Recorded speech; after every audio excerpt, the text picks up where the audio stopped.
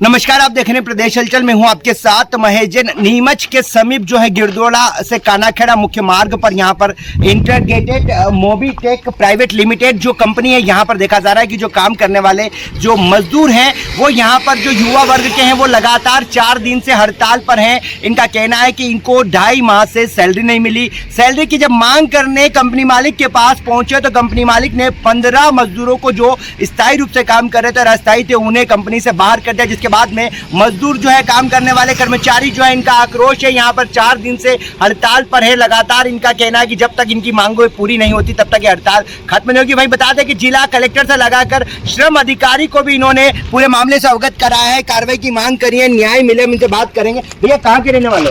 Sir मैं नलवा का रहने वाला। किस बात को लेकर स्टूडेंट यहाँ आज आप जो है कर्मचारी जो है हड़ताल पे बैठे, क्या मांग है आपकी? सर हमारी मांग है कि हमको 2.5 माह से सैलरी नहीं मिली है और 2.5 माह से जो सैलरी नहीं मिली उसको हमने जब मांगा कंपनी प्रबंधन से तो उन्होंने 15 लोगों को रस्टिकेट कर दिया है और बोला है कि तुम्हारा हिसाब कर लो, जो पैसा है वो लेके जाओ, तुम्हें काम पे नहीं रखेंगे।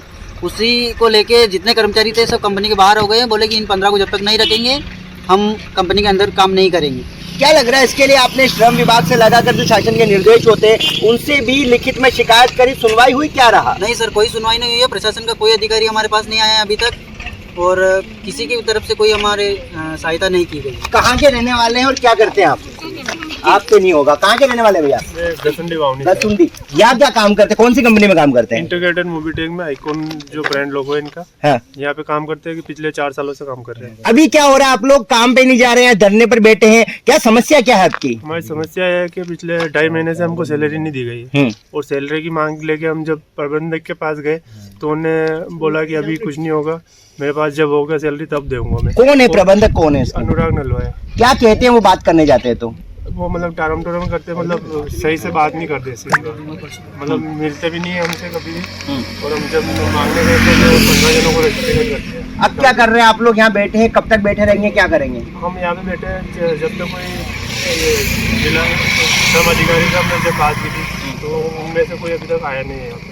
ऐसा कब तक हड़ताल चलेगी भी आपकी? ये हड़ताल जब तक चलेगी जब तक हमारी मांगे पूरी नहीं होगी और जो 15 बंदों को निकाला है इनको अगर लेते नहीं है तो हम हड़ताल पे बैठे रहेंगे। इन्होंने हमको 6 महीने से पीएफ भी जमा नहीं करवाया। जो बंदे साल भर से काम कर रहे हैं उनको ना तो अकाउंट में सैलरी दे रहे हैं, इनको सिर्फ कैश में सैलरी दे रहे हैं और जब भी कोई अधिकारी आता है तो इनको छुट्टियां दी जाती है। अब क्या चाहते हैं आप लोग यहाँ बैठे हैं, क्या चाहते हैं? हम चाहते हैं कि सबको सैलरी भी मिले, जिनका पीएफ बाकी उनको पीएफ भी मिले और जो बंदे साल भर से यहाँ पे काम कर रहे हैं उनको भी वापस उनके लिए भी मतलब कुछ जो सरकारी जो नियम कानून होते हैं वो भी लागू किए जाए, उनको भी पीएफ, इनको भी अकाउंट में सैलरी दी जाए, उनका भी पीएफ चालू किया जाए। जैसा कि यहाँ पर कुछ बालिकाएं वो भी बैठी हैं जो कर्मचारी हैं, इनसे बात करेंगे। कहाँ के रहने वाले हो? अरे कहाँ के रहने वाले हो?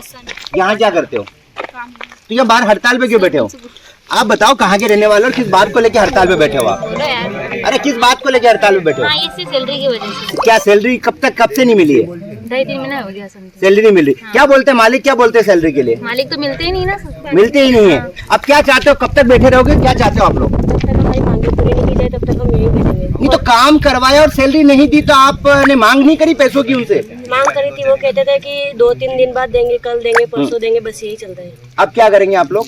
हम हड़ताल पे बैठेंगे, हमको सैलरी चाहिए और हमारे जो 15 बंदों को रेस्टिकेट किया गया है उन्हें वापस लिया जाए। जैसा कि आप देखना चाहेंगे यहाँ पर जो कर्मचारी जो है फैक्ट्री जो है इसमें काम करने वाले कर्मचारी जो है यहाँ पर 4 दिन, चौथा दिन है, इन्होंने लगातार कलेक्टर से लगाकर श्रम विभाग के अधिकारी को भी इन्होंने शिकायत करी, जिसके बाद इन्होंने अपनी मजदूरी जो होती है जिसके लिए काम किया जाता है उसे देने को मांग करी। साथ ही साथ जब मजदूरी को लेकर मांग उठाई गई तो इनके आरोप है कि 15 कर्मचारी जो थे जो नेतृत्व कर रहे थे मजदूरी की मांग के लिए आगे गए, उन्हें कहीं ना कहीं कंपनी से निकाल दिया गया। अनुराग जी हमारे साथ में नलवाया, हम इनसे बात करें। अनुराग जी, जिस प्रकार का मामला है यहाँ पे लगातार देखा जा रहा है, 4 दिन से जो मजदूर है वो हड़ताल पर है, हकीकत क्या है, इसको लेकर क्या कहेंगे आप? भैया 4 दिन पहले शाम को एक डिसिप्लिनरी एक्शन हमारी एचआर और प्रोडक्शन टीम ने तय किया कि कुछ लड़कों के खिलाफ लेना है।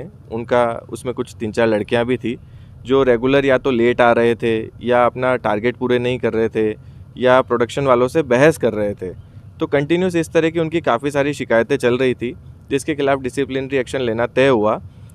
इन्हों लोगों ने रात भर में कोई प्री प्लानिंग करके अगले दिन सुबह सुबह स्ट्राइक कर दी और कुछ बाकी लेबर को भी अपने साथ मिला लिया, ये कह के कि भैया हमारी 2.5 महीने से सैलरी ड्यू है। अब आप बताइए 2.5 महीने से कोई चीज़ कैसे ड्यू हो सकती है, जब 15-18 दिन तो इस महीने के उसमें ये जोड़ रहे हैं, कोई 1 महीना पिछला जिसका अभी सैलरी ड्यू होना है, तो सैलरी तो कुल 1 महीने की ओवर ड्यू थी। वो भी इनसे क्लियर कट मैसेज था कि भैया आपको शनिवार को सैलरी डलेगी। हमारा 82 लाख रुपए का एक सब्सिडी का पेमेंट है जो सरकार में 3 महीने से नहीं आ रहा है। हमेशा हमको ये कंटिन्यूस सरकार की तरफ से वादा आ रहा है कि अगले महीने मिलेगा, अभी इलेक्शन है, सरकार बनने के बाद मिलेगा, पैसा सारा लाडली बहना में चला गया। तो कहीं ना कहीं हमारा भी कैश फ्लो सरकार के फैसलों पे डिपेंड होता है। इनका कहना है कि इनको सैलरी अकाउंट में चाहिए, आप अकाउंट में नहीं दे रहे, उसके पीछे क्या रीज़न है, क्यों अकाउंट में नहीं दे रहे हैं आप? भैया हम तो ऑलरेडी सैलरी अकाउंट में देना चाहते हैं, पर इनमें से आधों के पास अकाउंट ही नहीं थे।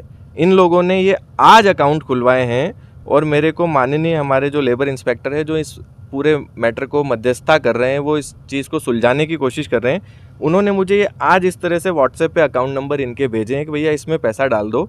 तो हमने उनको रिक्वेस्ट किया है कि सर इस तरह से तो अकाउंट में कैसे पैसा डालेंगे, या तो वो चेकबुक की कॉपी भेज दें या हमारे को कोई पासबुक की कॉपी भेज दें, तो हमारी भी एक टीम वेरीफाई करेगी।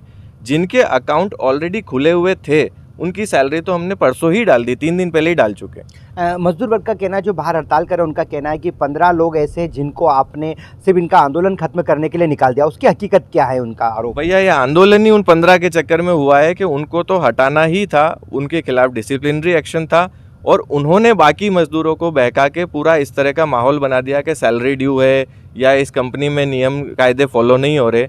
4 साल से हम कंपनी चला रहे हैं, हम टाटा जैसी बड़ी कंपनी के सप्लायर हैं। आप खुद भी समझ सकते हैं कि अगर हम टाटा को सप्लाई कर रहे हैं तो किस लेवल का हम यहाँ पे क्वालिटी, प्रोडक्शन, हाइजीन सब मेंटेन करते होंगे। 2 वक्त हम लेबर को चाय देते हैं, चाय के साथ बिस्किट फ्री दिया जाता है, पूरा 100% लेबर का लंच फ्री है। इतनी सुविधा तो मुझे लगता ही नहीं कि नीमच की किसी भी और फैक्ट्री में होगी। तो ये जो बाकी सारे बेबुनियाद आरोप लगा रहे हैं भैया, इससे कहीं ना कहीं हमारा भी मन आहत होता है। कहीं ना कहीं हमको भी लगता है कि इतना करने के बाद आज सकलेचा जी के प्रयासों से ये फैक्ट्री यहाँ लग पाई। हमारे स्थानीय पप्पू भैया, काफ़ी लोगों ने सपोर्ट किया कि इस फैक्ट्री को यहाँ लगाया जाए।